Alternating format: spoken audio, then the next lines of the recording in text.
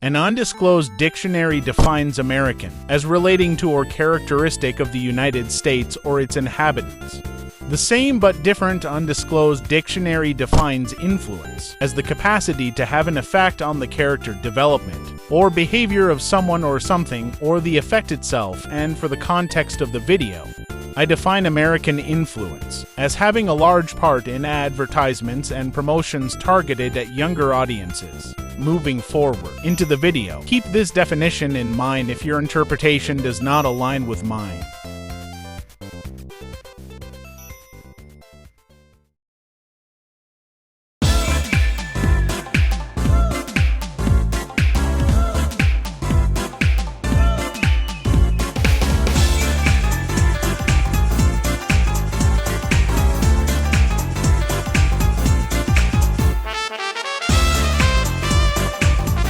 August 28, 1965, Satoshi Tajiri is born.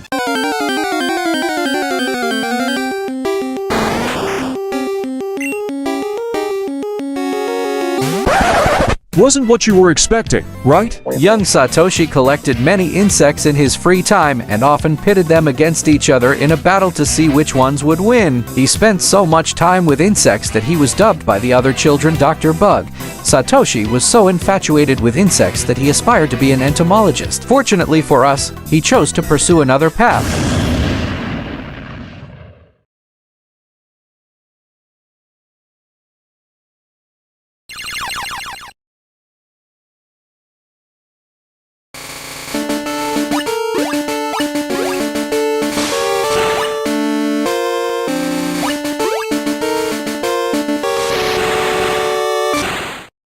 He pursued a career in game design. Inspired by his interest in capturing and collecting insects, erected the core game mechanics of his games. Satoshi's first and most impactful breakthrough was Pokémon Red, Blue, and Green, released in Japan in 1996. This peculiar new game challenged an entire generation with the slogan "Gotta catch 'em all," a clever take on collecting and competition that had reached a fevered pitch on an international level by the early 2000s. Anyways, we aren't here to talk about Japan.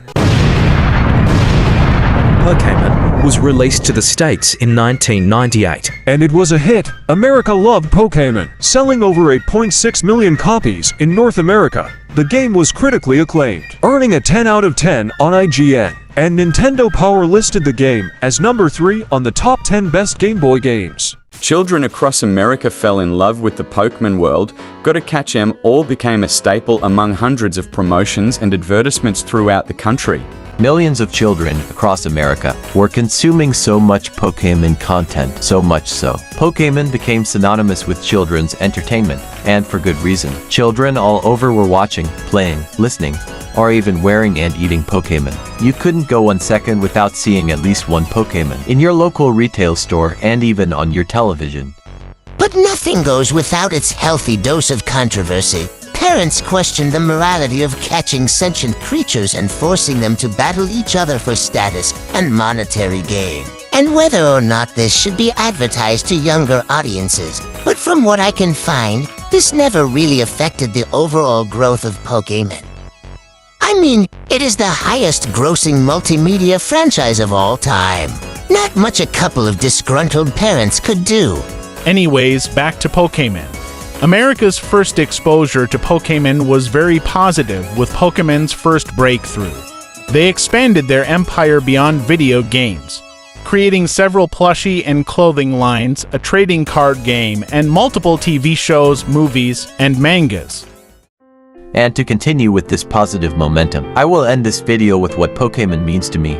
Pokémon was the first piece of fiction that made me feel a part of its world. As a child, I remember coming home after a long day of school and rushing to my room, excited to continue my Pokémon adventure. I remember feeling like I was actually capturing Pokémon and battling other Pokémon trainers. I will never forget the time I spent with my Pokémon companions. And as the series continues, I will be there, growing alongside it as long as I'm around. It may sound a little cringe or whatever, but I love Pokémon, and I will always cherish those silly little creatures.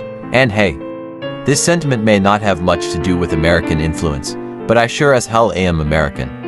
And the Pokémon franchise sure as hell influenced me.